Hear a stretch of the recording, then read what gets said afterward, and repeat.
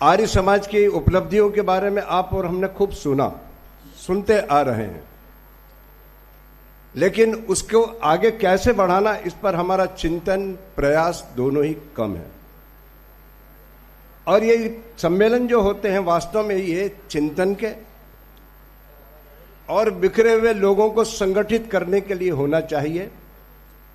और मैं सोचता हूं कि जम्मू में जो ये सम्मेलन हो रहा है इसमें बहुत सी बातें ऐसी बताई गई हैं जो हमारे उद्देश्य को, जो हम अपने सत्संग के पश्चात कार्यक्रमों में बड़े जोर शोर से नारे लगाते हैं, कृणवंतो विश्वमार्यम, कहीं न कहीं उस पथ पर चलने के लिए आपको प्रोत्साहित करेगा, ऐसा मैं विश्वास रखता हूं।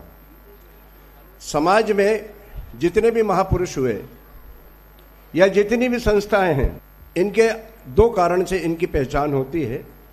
इनका उद्देश्य क्या है और इनका आधार क्या है, मान्यता का आधार क्या है। 1875 के पहले भी कई महापुरुष हुए, कई संस्थाएं उस समय भी संचालित हो रही थी। ऐसा क्या है कि दुनिया के लोग और विशेष करके आप और हम लोग यह मानते हैं कि ऋषि दयानंद से कोई अच्छा नहीं हुआ 5000 साल में, और आर्य समाज से अच्छी कोई संस्था 5000 साल के पश्चात नहीं है? ऐसी क्या विशेषता है? इस पर थोड़ा सा चिंतन करना चाहिए। निश्चित रूप से इस चिंतन को समझने के पश्चात आपके मन में और अपने लिए गौरवान्वित स्थिति उत्पन्न होगी। समाज के जितने भी महापुरुष आए या समाज में जितनी संस्थाएं हैं, वो किसी एक कार्य से उनका समाज में स्थान बना। या उन्होंने अध्यात्म की तरफ कार्य किया, या उन्होंने सामाजिक कार्य में आगे अपने आप को बढ़ाया, अथवा वो राष्ट्रीय विचारधारा को जुड़े और अराष्ट्रीय विचारधारा का किया। लेकिन संसार के इतिहास को उठाकर देखो, संसार में केवल एक व्यक्ति ऐसा, एक महापुरुष ऐसा मिलेगा, स्वामी दयानंद सरस्वती, और एक संस्था केवल दुनिया में ऐसी है जिसने अध्यात्म को, समाज को और राष्ट्र को तीनों पर समान रूप से चिंतन किया। दुनिया में कोई संस्था है तो वो आपकी संस्था है या आर्य समाज, दूसरी कोई संस्था ऐसी नहीं है। यह विशेषता थी। दूसरी बात एक और, जितनी संस्थाएं हैं, उन जो संस्थापक हुए उनके अपने अपने विचार थे, उनके अपने अपने मत थे। विश्व में यदि कोई संस्था ऐसी है जो ईश्वर की विचारधारा से और ईश्वर के आदेश का पालन करती है, तो वो केवल आपकी संस्था आर्य समाज है, दूसरा हो ही नहीं सकता है। कैसे? आज समाज में जो अव्यवस्था है, यह अव्यवस्था का कारण क्या है? मैंने एक लेख लिखा कि संसार दुखी क्यों, तो उसमें मैंने ही उत्तर दिया क्योंकि मनुष्य की संख्या घट रही है। कई लोगों ने प्रश्न उठाया, 1,40,45,00,000 हो गए और आप कह रहे हो कि मनुष्यों की संख्या कम हो गई। मैंने मनुष्य कहा है, छिपे जाने कितने जंगल इन बस्तियों के बीच, आदमी तो आज शैतान के रूप में मिला है। इनको यदि केवल शरीरधारियों को यदि मनुष्य मानोगे तो तुम्हारी सबसे बड़ी भूल है। कहने को यह आदमी नाम से मशहूर है, कहने को यह आदमी नाम से मशहूर है, किंतु आदमियत से बहुत दूर है। ऐसे लोगों को यदि मनुष्य तुम मानोगे तो फिर तो काम हो गया, फिर तो अव्यवस्था इसी में होगी। इसी शरीर में तो आतंकवादी हैं, इसी शरीर में तो नक्सलवादी हैं, ऐसा ही शरीर तो रावण का था, ऐसा ही शरीर तो दुर्योधन का था, ऐसा ही शरीर तो कंस का था। तो फिर कृष्ण में और कंस में, राम और रावण में क्या अंतर रह जाएगा यदि समान रूप से देखे जाओगे? इसलिए वेद ने कहा कि तू पहले मनुष्य बन। और फिर एक बात और मैं कहना चाहता हूं, परमात्मा ने जब ये सौंपी ना, ये सारी संपत्ति आपको दी, तो उसने स्पष्ट उद्देश्य दिया, अहम भूमि ददामि आर्याय। ध्यान से सुनो, किसको दी? ये भूमि में आर्यों को दे रहा हूं। आर्यों को दी। आर्य तो बहुत दूर बात है, क्योंकि इसमें श्रेष्ठ शब्द लगा हुआ है। जो आदमी की आज स्थिति है, आदमी देवता ना बन सके तो कोई गम नहीं, अरे आदमी आदमी बन जाए ये भी कम नहीं।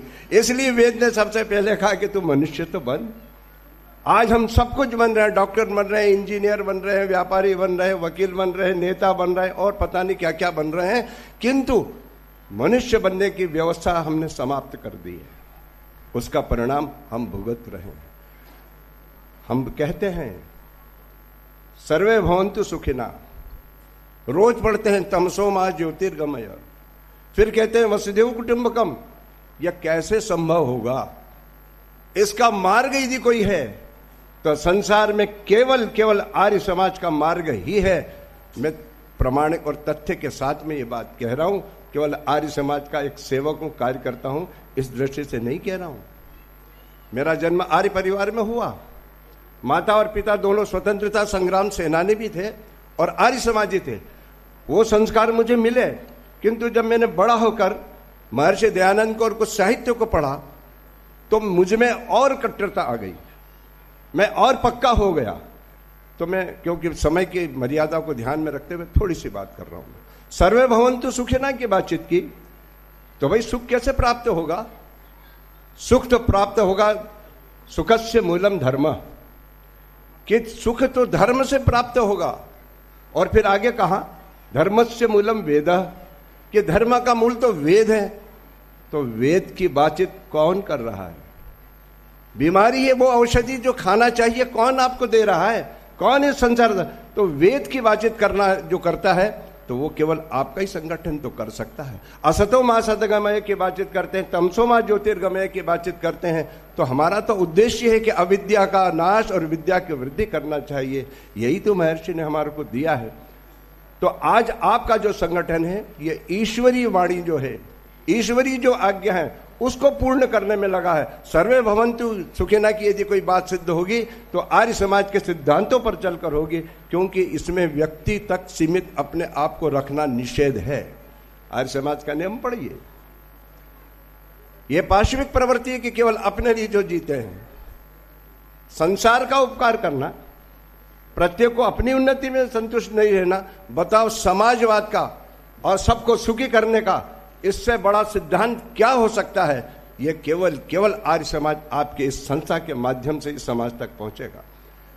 आवश्यकता है, एक नारों से काम नहीं चलेगा, यह भाषणों से काम नहीं चलेगा। हमारा अपना जीवन हमें वैसा बनाना पड़ेगा। क्षमा करना, मैं आर्य लिख दूं और मेरे यदि संस्कार, मेरा कार्य, मेरी दिनचर्या वैसी नहीं है तो मेरा प्रभाव किसी दूसरों पर नहीं पड़ेगा।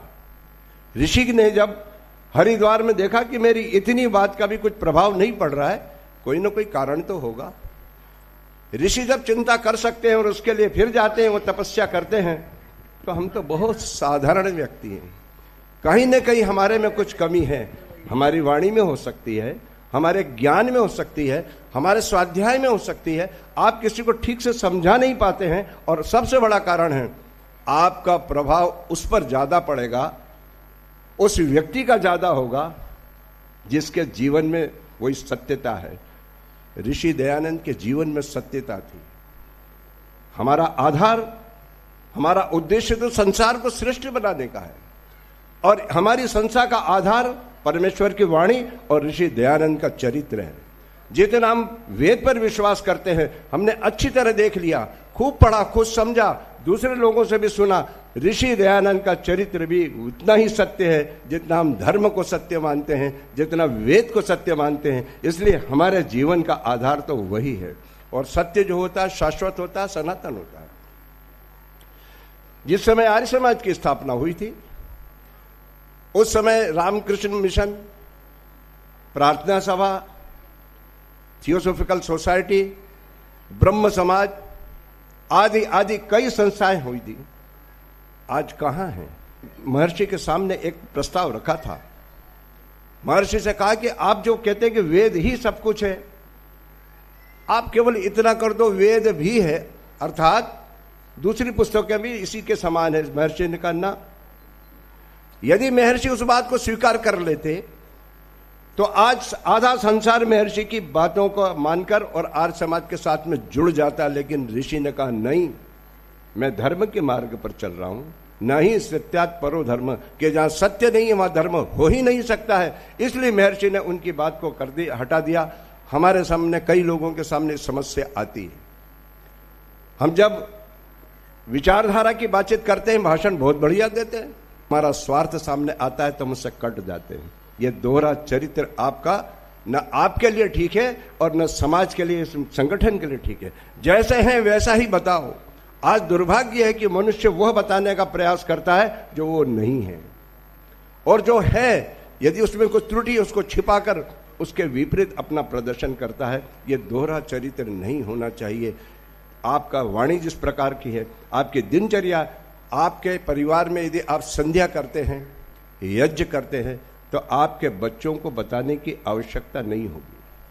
हमारे जितने भी मत मतांतर और दूसरे विचारधाराएं जो चलती हैं, वो रात दिन अपने बच्चे उनके माता पिता को वैसा करते हुए देखते हैं। बच्चों को कहना नहीं पड़ता, वो अपने आप वैसे हो जाते हैं। ये भी हमारे अपने आप में कमी है।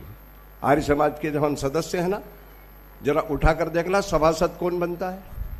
उसमें लिखा है कि उसमें क्या क्या विशेषताएं होनी चाहिए। दोहरा चरित्र तो राजनेताओं के ऊपर छोड़ दो। हम तो सत्य सनातन वैदिक धर्मी हैं और ऋषि दयानंद के शिष्य हैं। कृणवंतो विश्वमार्यम का ऋषि ने नारा दिया। एक बात कह के अपनी बात को समापन करूंगा। आज हमारे सनातन धर्मी भाई भगवान राम का और भगवान कृष्ण का चित्र बहुत बढ़िया लगाते हैं, बड़ी झांकी लगाते हैं। वो राम को मानते हैं, राम की नहीं मानते। वो कृष्ण को मानते हैं, कृष्ण की नहीं मानते। लोगों ने कहा ऐसा कैसे? तो मैंने कहा कृष्ण ने तो ये कहा है कि ईश्वर अंदर रहता है। ईश्वर सर्वभूतानां हृदय से अर्जुन तिष्ठति। उन्होंने कहा कि तू एक ओंकार का ऊपर कर, तमेव शरणम गच्छ, तो उस परमात्मा की शरण में जा। ओम इत्यक्षरम कहा कि वो एक परमात्मा ओम है।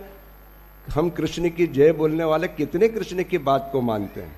इसी प्रकार राम ने तो सबको गले लगाया। हम राम के मानने वाले कितने सबको गले लगाने की बातचीत करते हैं। कहने का तात्पर्य यह है कि हम राम को मानते हैं, राम की नहीं मानते। कृष्ण को मानते हैं, कृष्ण की नहीं मानते हैं। कहीं ऐसा ना हो कि दयानंद को तो मानो लेकिन दयानंद की न मानो। ये दुर्भाग्यपूर्ण स्थिति ना आए। यदि कुछ कमी है तो अपने जीवन में आत्मचिंतन करके यहाँ से संकल्प लेकर जाओ। मैंने कहा था कि ये चिंतन शिविर है, जो अच्छाइयाँ हैं उसको प्राप्त करो। और कृणवंतो विश्वमार्यम का जो हम रोज नारा लगाते हैं वो केवल वाणी तक न हो, हमारे आचार विचार व्यवहार और कर्म में भी हो। इतना ही कहकर अपने वाणी को विराम। ओम शांति।